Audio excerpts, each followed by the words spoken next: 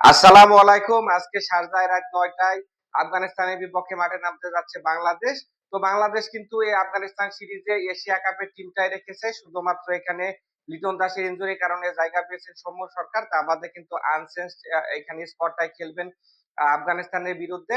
যেখানে জাকের আলী ক্যাপ্টেন্সি করবেন। জাকের আলী কিন্তু একদম আ আ বাজে ব্যাটিং করেছে। আমরা দেখেছি এশিয়া কাপের মতো জায়গায় তিনি একটাও সিক্স মারতে পারেননি। যেখানে দেশ সেরা ওপেনার ভাবা হচ্ছিল জাকের আলীকে, সেই জায়গায় কিন্তু একদমই ব্যর্থ তিনি। পাশাপাশি ক্যাপ্টেন্সিটাও ভালো করতে পারেননি।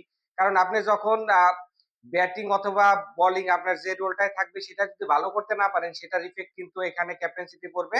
সেটাই স্বাভাবিক। জাকের আলী অনেক কিন্তু গুরুত্বপূর্ণ সময়ে উইকেটের পিছনে ক্যাচ মিস করেছেন। এখানে অভিষেক শর্মা আমরা দেখেছি এবং তার ক্যাপ্টেন্সিটাও আপ টু দ্য মার্ক ছিল না। যেখানে তার স্ট্রাইক রেটটা ছিল ১০০'রও নিচে। পাশাপাশি বাংলাদেশের মিডল অর্ডারদের ব্যর্থতায় কিন্তু আমরা এশিয়া কাপের ফাইনাল খেলতে পারিনি। ১৩৬ রান চেজ করতে পারিনি। এখানে পাকিস্তানের বিরুদ্ধে আমাদের একদম লেজে গোবর অবস্থা ছিল। তো ওই ব্যাটিং লাইন আপ আফগানিস্তান সিরিজে কতটা ভালো করতে পারবে সেটাই আসলে দেখার বিষয়। কারণ আফগানিস্তান কিন্তু শারজাহ মাঠে সবসময় খেলে থাকে। তাদের এখানে হোম গ্রাউন্ড বলা যেতে পারে এবং আফগানিস্তানে কিন্তু যথেষ্ট ভালো কোয়ালিটি স্পিনার রয়েছে। যদিও বাংলাদেশ আফগানিস্তানকে কিন্তু এখানে এশিয়া কাপের গ্রুপ পর্বের ম্যাচে ৮ রানে হারিয়ে দিয়েছিল। তারপর আমি বলব বাংলাদেশের এই টিমটার থেকে কিন্তু আফগানিস্তান অন্তত টি-20 তে বেটার সাইড। কারণ হচ্ছে এদের কিন্তু কোয়ালিটি স্পিনার রয়েছে, রাশিদ খান রয়েছে, মোহাম্মদ নাবি রয়েছে, তারপরে হচ্ছে মুজিবুর রহমান রয়েছে, নূর আহমেদ রয়েছে। তো এদের বিপক্ষে কিন্তু ভালো খেলেই জয়লাভ করতে হবে। বাংলাদেশের ব্যাটিং এর যে মনোবল ছিল পাকিস্তানের সাথে, ঐরকম যদি থাকে তাহলে কিন্তু আজকের ম্যাচটা বাংলাদেশের জন্য সো টাফ হতে যাচ্ছে। যদি বাংলাদেশের প্লেইং 11 এ আসি সেক্ষেত্রে হয়তোবা বাংলাদেশ ৩ পেসার এবং ২ জন স্পিনার নিয়ে খেলবেন। এখানে হচ্ছে মুস্তাফিজুর রহমান অবভিয়াসলি থাকবেন, তাসকিন আহমেদ। তার সাথে কিন্তু আ আ তানজিম সাকিব খেলবেন এই ৩ জন। পাশাপাশি ২ জন স্পিনারের মধ্যে অবশ্যই নাসুম খেলবেন। কারণ নাসুম কিন্তু আফগানিস্তানের বিপক্ষে রেকর্ড ভালো। ৪ উইকেট নিয়েছিল গ্রুপ পর্বের ম্যাচে। এর আগেও কিন্তু যখন বায়োলেটারাল সিরিজ হয়েছিল, তখন নাসিম কিন্তু অনেক টাফ টাইম দিয়েছিল আফগানিস্তানের ব্যাটিংকে। তো নাসুম আহমেদ খেলবেন। পাশাপাশি হয়তোবা ফর্মের কারণে রিশাদ হোসেন খেলবেন। রিশাদ কিন্তু দুর্দান্ত বল করেছে এখানে হচ্ছে এশিয়া কাপে। হয়তোবা এখানে শেখ মেহেদীর জায়গায় রিশাদ হোসেনকে দেখা যাবে। ব্যাটিং লাইন আপ যে যদি আসি অবশ্যই এখানে হচ্ছে ওপেন করবেন সাইফ হাসান। সাইফ হাসান কিন্তু ট্রিমেন্ডাস ব্যাটিং করেছে। এশিয়া কাপে দেখেছি ২ টা 50 ছিল। শ্রীলঙ্কার বিপক্ষে ম্যাচ উইনিং 50 এবং ভারতের সাথে কিন্তু একাই লড়ে গিয়েছিলেন আমাদের সাইফ হাসান।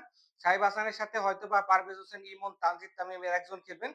এই জায়গায় আমি বাকি ওয়ান ডাউনে সৌম্য সরকারকে দেখতে চাই। কারণ তামিম এবং ইমন ২ জনই কিন্তু মোটা দাগে ব্যর্থ ছিলেন এশিয়া কাপে। সৌম্য সরকার কিন্তু আমরা দেখেছি যে ঘরোয়া যে লিগ হচ্ছে এখানে কিন্তু ভালো পারফর্ম করেছে এবং অভিজ্ঞ প্লেয়ার। যেহেতু লিটন নেই সৌম্য সরকারকে কিন্তু দলে নিলে খুব একটা খারাপ হবে না। তাহিদ হৃদয় রয়েছেন শ্রীলঙ্কার বিপক্ষে একটা ম্যাচ বাদে কিন্তু তার batting up to the mark ছিল না। মহা গুরুত্বপূর্ণ ম্যাচে আপনাদের নিশ্চয়ই মনে আছে শাহীন আফ্রিদির বলে কিন্তু কেয়ারলেস ভাবে উইকেটটা বিলিয়ে দিয়ে এসেছিলেন তিনি। যদিও আসলে আমাদের ঐরকম অপশন না থাকার কারণে তাহিদ হৃদয়ের দিকে এখানে দৃষ্টি রাখতে হচ্ছে। মিডল অর্ডারে একদমই কিন্তু ভরাডুবি হয়েছিল আমাদের এশিয়া কাপে। মিডল অর্ডার বা আমার কাছে মনে হচ্ছিল বাংলাদেশ যে মিডল অর্ডার ছাড়াই খেলতে নেমেছে। এখানে নুরুল হাসান সোহান কিন্তু একদমই যে ২ টা ম্যাচে সুযোগ পেয়েছেন, বাজে ব্যাটিং করেছেন। তার ব্যাটিং অ্যাপ্রোচটা কিন্তু ফিনিশারের মতো ছিল না। পাশাপাশি জাকের আলী কথা তো বললাম। শামীম হোসেন পাটোয়ারি ১ টা ২ টা ম্যাচ বাদে তিনিও কিন্তু আপ টু দ্য মার্ক ওইভাবে ছিলেন না। তো দেখার বিষয় আফগানিস্তানের সাথে যদি বাংলাদেশ জিততে চায় অবশ্যই এখানে মিডল অর্ডারে কিন্তু ভালো করার কোনো বিকল্প নেই। যেহেতু রাশিদ খান এখানে মুজিব নাবিদের কিন্তু মিডল অর্ডারেই ফেস করতে হবে। তো বাংলাদেশের মিডলরা কতটা ভালো করবে তার উপরে কিন্তু ডিপেন্ড করতেছে অনেকটাই ম্যাচের ভাগ্য।